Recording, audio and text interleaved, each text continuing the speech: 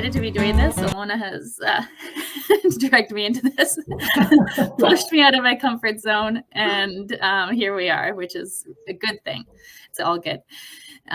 Before we get into it, kind of wanted to introduce ourselves because we're actually going live in my Facebook and Ilona's Facebook at the same time. And so, you may not know me. So I will do a quick intro of myself, and then Ilona can introduce herself. So my name is Zorya Belanger, and I am in Edmonton. I was engineer by trade, but now I'm a full-time real estate investor and a mom of two and a wife. And we're kind of doing this. My husband and I have been investing for 8 years now, and we've been had quite the journey, which we'll go through when we go through our kind of longer story version. But we have, at this point, we have now 14 doors, and we're taking possession of another 20 next year. And we're focusing right now on multifamily, specifically properties that cash flow, and in locations that are growing in population. So right now that's in Edmonton and focusing on new builds. And I want to introduce myself a bit. Hi everybody. Thanks so much for joining us. I see we have 4 or 5 people. I can't see your comments, so I'm not sure what we need to do, but we will have to figure this out, how to see your comments if you're here. Basically, my name is Ilona Carletti, and I'm a real estate investor out of Edmonton, Alberta. I specialize in brand new small multifamily buildings that cash flow and that our investors can't find on their own. And I should have mentioned that I help busy professionals invest in real estate. And my team and I, we do all the work, and our investors enjoy passive investing, which is great because they don't have to deal with any of the headaches that come with real estate investing. And my team and I get to do what we love, which is real estate. So it's a win-win. And basically, thanks again so much for joining our first live. And Zorya and I, we decided to do this multifamily her streaming every Saturday at 1 o'clock.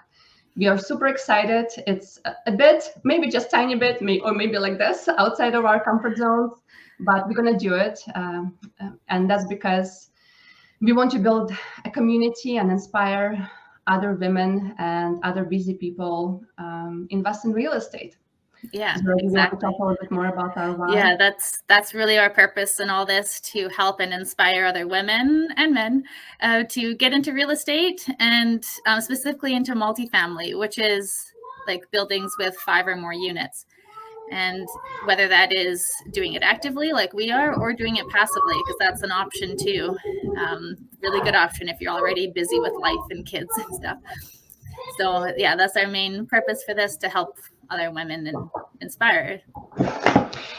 And also what I wanted to say is that when my husband and I, when we started investing in real estate, we were surrounded by and we are still surrounded by an extremely supportive community of other real estate investors who've done amazing deals, who've done so much in real estate, and who inspired us to do the same. And to me, and I'm sure for Zorya it's similar, this is our way of giving back to the community, giving back to people, to hopefully inspire other people to get into real estate and see what's possible, see the possibilities, and get outside of your comfort zones, as we are getting outside of our comfort zones, and take that action.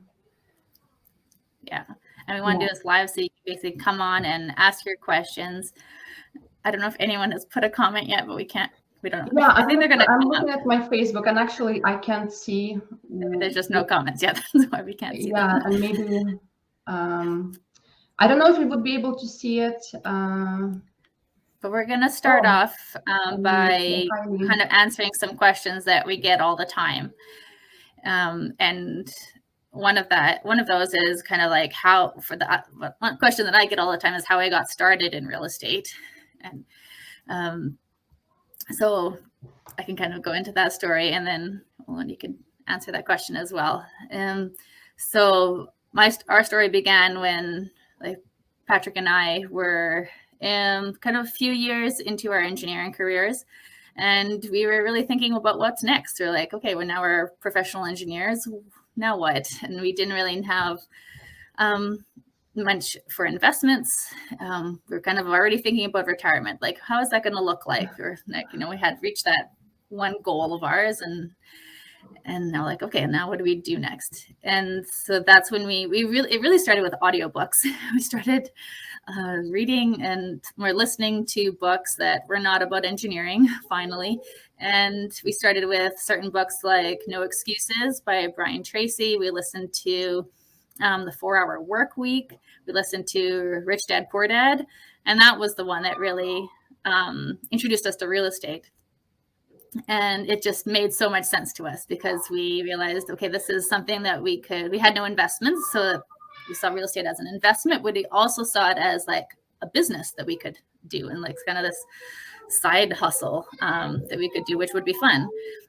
And so we just got right into it. We joined, did a little bit of research. It was actually at the time, Corey and Tiffany Young that it inspired us because I just did a bit of research online and saw what they had done. And I was like, well, they can do it, I can do it. And yeah, we joined RAIN, and it was really just through, we were really fortunate at the time because RAIN was having this acre weekend. And so in that weekend, they went like kind of step by step of how to get started in real estate over the course of the weekend. And after that education really helped dispel a lot of fear. We learned a lot. We learned that you can actually invest in Edmonton. People do this in Edmonton. Like, I had no idea before. And after that, we actually had the confidence, and we actually built a team that weekend as well. Had the confidence to put a couple offers on some property. We also take a step back too. Before that, we learned that we could actually take the equity out of our condo and use that as a down payment on more property, because I didn't know that before. I didn't know you could use the amount that you've paid down your mortgage. You can pull that money back out and use it again.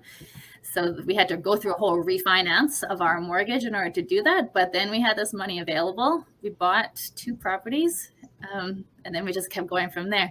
So that's kind of how we originally got started. Yeah, and we had actually a very similar experience with starting, well, slightly different too. My first exposure to real estate was when we immigrated to Canada. So I came to Canada in 1999, and some of you know that I used to live in Toronto, and before moving to Edmonton. And there, my parents, they were working super hard, and with very limited English. They couldn't get their professional, positions. Well, my dad has always been in trades. My mom couldn't work professionally as she wanted. And my dad was working really hard, also physical jobs. So anyways, they were dreaming to own a house. And for them to save up for down payment, we decided that it would be a good idea to be caretakers at the property. So in Toronto, they call it superintendents. So we lived in a few multifamily apartment buildings, basically for free, where our family would be taking care of this apartment building and doing all the day-to-day work, actually doing showings for tenants, doing moving out, inspections, dealing with all the daily issues that tenants are having, even calling in police a few times. So that was fun. And that was my first exposure to multifamily real estate. And I thought, oh, wouldn't that be amazing if I could own one of these one day? And how do people do that?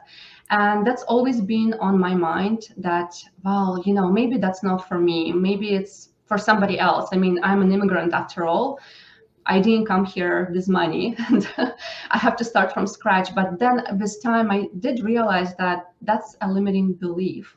That's something that's holding me back. And I need to ask a different type of question. I need to ask, how do I own one of these? How do I get into multifamily real estate investing and into real estate investing overall, because I saw with my eyes what that investment, that one building was doing for the landlords, for the owners of the building, how much freedom they had, and that they got to do what they wanted to do. And it was multi-generational wealth, because that building got passed on from the parents to their children who were already managing that. So it's like multi-generational wealth was getting created, and it was just amazing. It really opened up my eyes to so many opportunities. So, and fast forwarding a few years, I finished my university, and my parents decided to move to Alberta. My dad was working at Fort McMurray, so they moved, and I decided to help them move, and we moved here, and I stayed. I found a job. I stayed here, and then my husband moved here as well. We got married. We started having a family, and then I loved watching HGTV with Scott McGillivray, and they were advertising that Scott McGillivray was coming to Edmonton. Come join this weekend talk with him. And I was like, oh wow, yeah, I want to go and hear what he has to say. So I went, and that's how I got exposed to Keyspire. And I remember I was like 5 months pregnant or something like that. And I had this idea that I really want to get into this. This is it. This is like my way in. So I signed up for Keyspire membership and talked to my husband on the phone. He wasn't sure it was such a good idea. I remember he was talking, oh, it's a lot of money, like, are you sure about this? I said, yeah, I'm really sure. I really, really want to do this. So we signed up and we started doing it. We didn't do Keyspire actively. It was more of a, education and like, let's do this and let's do that. So we bought a property, we put in a legal basement suite, and life sort of hit me, motherhood hit me like a bus. And then I sort of put this aside, but I was looking into real estate still and trying to stay on top of it.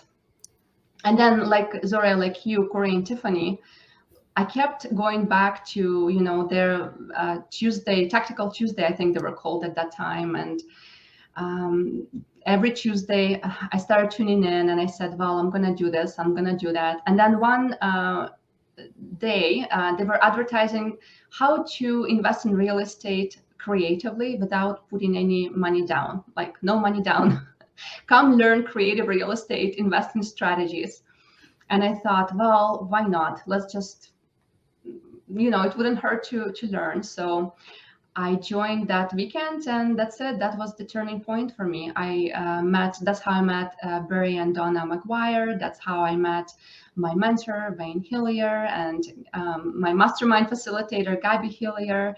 And the rest is history. I would say that there's no turning point. I am completely immersed into real estate. And Zorya, the same is for you. I mean, you're doing this full time, right? Like, yeah, definitely full time. Real estate. We dream real estate. How many times per day would you say you're thinking about real estate? All the time. Right. Kids or real estate. That's all I think about. Yeah. But I really like that, like the part of like the beginning of your story about how you like lived in the apartment building and like you didn't know at the time how helpful that experience would be, living there and like being that character. You know what it's like now, kind of managing a building.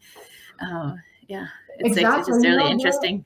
Yeah, and what that makes me think of is that when things happen and you're thinking like, why is this happening to me? Like, why is this happening to me? This is so hard. And like that was hard, like because the last property that we lived at, they didn't have bins. We had to like package garbage into like big garbage bags. And you imagine in like summertime, it was hot and stinky. And like you have to pick this garbage bag and put it into this big black garbage bag and haul it to the curbside for garbage people to pick it up. So that was like yucky and disgusting, right? But to me, like now when I think about it, it's like, it's not why is it happening to me, but it's happening for me for a reason, right? Like there is a reason. There's It all always a makes sense reason. in the end. Yeah. And now I know that like that taught me so much. When I own one of these like older multifamily buildings where we would add value and stuff, what I would implement, and basically that every day-to-day stuff, how you make life easier for people who are taking care of your property and for tenants as well, right? Because they will want to stay then. Yeah. Yeah, and pay I rent. feel like we had a similar experience, like when we like our very first exposure to real estate would be of like buying our first condo. We had no idea what we were doing at the time, and we made all the mistakes of buying it privately without getting it appraised, without using a mortgage broker, like trying to shop around for our own mortgage. How do you mean privately, like off market, or you still No, bought it just off through a online? friend, like it was like a Oh. friend of a friend. Did They they just give you a good offered a deal on price it and at we took least? it. Okay. Yeah. And we're like, oh, that sounds like a good price. We had no idea. Good thing we didn't like overpay too much. But being part of that, it was in a condo of about 23 units. And yeah, we had no idea we were getting into. It was a self-managed condo board, and which was almost like a reality TV show because there was lots of very interesting characters on the board. So obviously, like to basically take control of our condo, we had to be on the board and be pretty active. So which was not very fun, but we did learn a lot through that process. For 5 years, we were on the condo board, basically helping to manage this 23 unit building. And that's amazing. yeah, You did like that's financials, right? and it does Yeah. helps to know like what it's like. Did you guys have to do through any appraisals or special assessments? We did have to end up doing a special assessment. Yeah. So and through that also experience taught us that we never wanted to own a condo building as a rental property because the numbers just don't make sense. And the biggest thing is you just don't have control over your place. Like it's like very dependent on. Yeah, it's very dependent. Maybe if you own a full building, you have a bit more control, no? Yeah. Yeah. But if you own the one condo, you don't have control over it. You have to deal with the board. It's not entirely your decision what the condo fees are. And so we like having that control. So that's when we first started, we went with like, what is the smallest type of product that we could buy that we could have full control? And that's why we bought a half duplex. Because that made sense at the time, and it was really good cash flow at the time too. So it was a pretty easy decision. Yeah, from condo unit to a duplex, yeah, for sure. Yeah, with no condo fees. Yeah,